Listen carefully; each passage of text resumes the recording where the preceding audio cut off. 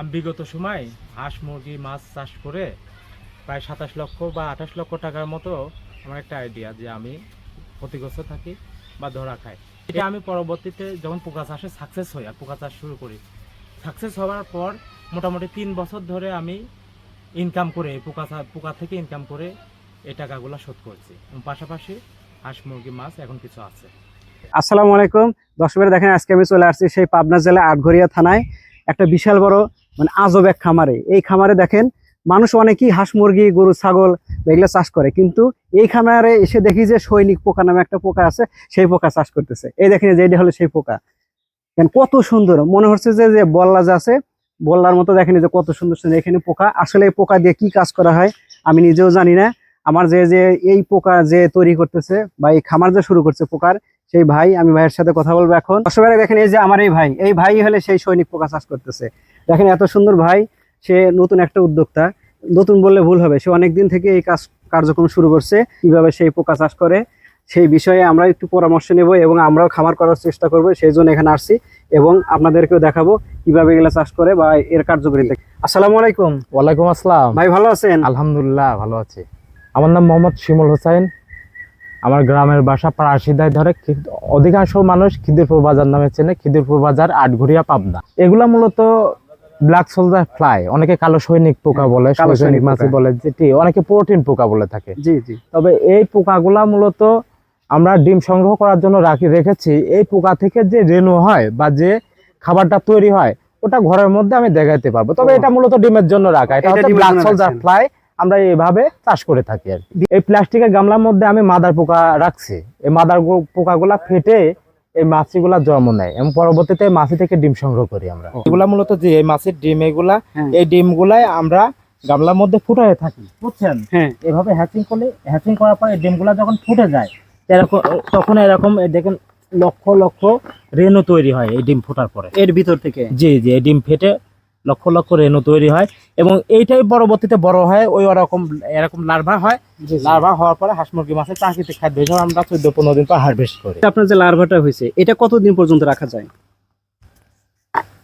এই যে লার্ভাটা হয়েছে, লার্ভা মূলত আমরা 12 থেকে 14 দিন রাখি। তারপর এইটার থেকে যখন আমরা আপনি বিক্রি করবেন তখন এইটার থেকে কয়দিন পর্যন্ত বিক্রি করার উপযোগী হয়?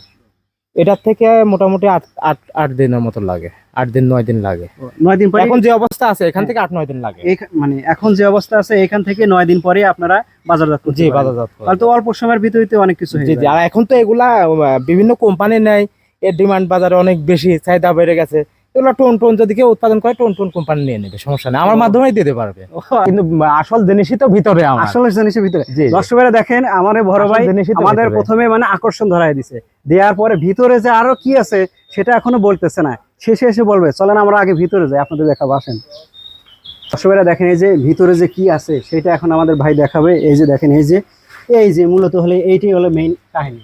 দেখেন ওইখানে যে সৈনিক যে পোকাগুলো ছিল ওইখান থেকে যে মাদারগুলো ডিমগুলো আর কি রেণু, এইখান থেকেই ওইটা এরকম হয়েছে। দেখেন এই যে ভাই এইটা কি এগুলো আপনার? ভাই এইগুলাই মূলত হাঁস মুরগি মাছের প্রাকৃতিক খাদ্য হিসাবে ব্যবহার করা হয়। অর্থাৎ আমরা ফিড না খাইয়ে বিকল্প খাদ্য হিসাবে আমরা ব্যবহার করি এবং এই পোকাগুলা উৎপাদন খরচ একদমই কম, খুবই কম। যেখানে 1 কেজি ফিডের মূল্য 60 থেকে 70 টাকা জায়গা, ওই জায়গাতে আমরা এই পোকাগুলা উৎপাদন করি মাত্র 5 থেকে 10 টাকা কেজিতে খরচ পড়ে। চাইলে ডেলি দিন যদি একজন ভালোভাবে করে 100 থেকে 1000 কেজি পর্যন্ত উৎপাদন করা সম্ভব। এই পোকা জি, এই পোকা এটা কি খাদ্য, মাছের খাদ্য, হাঁস মুরগি সকল কিছু ব্যবহার করা? হাঁস মুরগি মাছ এক কথায় ফিড যেসব জিনিসে খাওয়ানো হয়, জি, ফিডের বিকল্প খাদ্য হিসাবে ফিড বাদ দিয়ে এটা খাওয়ানো যাবে। জি জি। এখানে আপনার এরকম কয়টা আছে এখানে? এটার বয়স কয়দিন এগুলোর? এই যে পোকাগুলা দেখতে পাচ্ছেন, হ্যাঁ দেখেন, এগুলা বয়স আজকে মোটামুটি 11 দিন হবে, 10-11 দিন হবে। আরো বড় হবে। জি জি।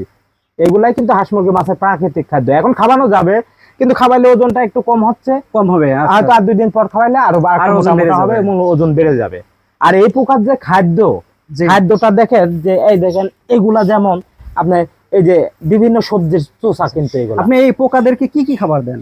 এই পোকাদেরকে আমরা বিভিন্ন পচনশীল জিনিস দিয়ে এই পোকাগুলা উৎপাদন করা হয়। এই পোকাগুলা খায় না এমন কোনো জিনিস নাই, যেমন মুরগির বিষ্ঠা, জি গরুর গোবর, হোটেল ওয়েস্ট, বিভিন্ন বাতিল সবজি, যে সবজিগুলো নষ্ট হয়ে যায়, বিভিন্ন যে ধরনের সবজি ইচ্ছা, বাতিল সবজি, কচুরিপানা, কলমি শাক, এজোলা, এগুলা যদি ব্লেন্ডার করে খাওয়ানো যায় দ্রুতই এগুলা খেয়ে বড় হয়ে যায়। বড় হয়ে যাবে। জি আপনার তো এইখানে শুধু একটা দেখছি, এ পাশে তো আরো অনেকগুলো আছে। হ্যাঁ, এই যে এ পাশেও তো দেখছি। জি এগুলা আমার মোটগুলাতেই পোকা আছে, সবগুলাতে পোকা। যেমন যেমন এই যে এখানে এই হোটেল, যে এখানে তো দেখছি, দেখেন এই যে জি, জি, এখানে তো জি। অনেকগুলো পোকা জি, আছে। এখানে এখানে হোটেল রয়েছে। আমার প্রত্যেকটা হাউজে পর্যাপ্ত পরিমাণ পোকা আছে, প্রত্যেকটা হাউজে পর্যাপ্ত পরিমাণ। এখানে কয় কেজি হতে পারে আপনার? এই 30-35 কেজি হবে একটাতে। 30 থেকে 35 কেজি। জি জি, মানে এইরকম যে এটাকে কি বলে আপনি যেভাবে রেখে দিচ্ছেন? এটাকে হাউস বলি আমরা। হাউস। এরকম হাউস কয়টা আছে আপনার? এরকম হাউস তো আমরা মোট 250-র মতো। 250। আপনি জি। কি যে যে মানে এটা যে করছেন, এখানে কি শুধু এই একটাই না আরো আছে আপনার? না না, আমার অলরেডি 2টা সেট রানিং আছে, আর একটা সেটের পাশে ওই দেখেন কাজ চলছে। এই যে আপনি যে পোকাটা যে চাষ করছেন, এটাতে আপনার বাৎসরিক মানে কত টাকা ইনকাম আসে এখন? আমি তো বাৎসরিকের হিসাব কখনো করি মানে না। দিন কত আসে এখন? দিন 6 থেকে 7 হাজার টাকা, মানে এভারেজ টোটাল Average। মিলে বেচা কিনা হয়, মানে আমার ইনকাম থাকে আর কি। জি জি জি ভাই, আপনি যে যে পোকা চাষের আগে যে খামারগুলো ছিল ওইটাতে জি। আপনি তো অনেক ঋণ হয়ে গেছিলেন, জি। এখন আপনি ওইটা কিভাবে শোধ করলেন? আসলে ওই 27 থেকে 30 লক্ষ টাকা আমি হাঁস মুরগি মাছ চাষ করে মূলত ঋণ হই বা ক্ষতিগ্রস্ত হই। বিভিন্নভাবে আমি মানুষের কাছ থেকে টাকাগুলো নিয়েছিলাম, এক কথা মানুষ আমার কাছে পাওনাদার ছিল।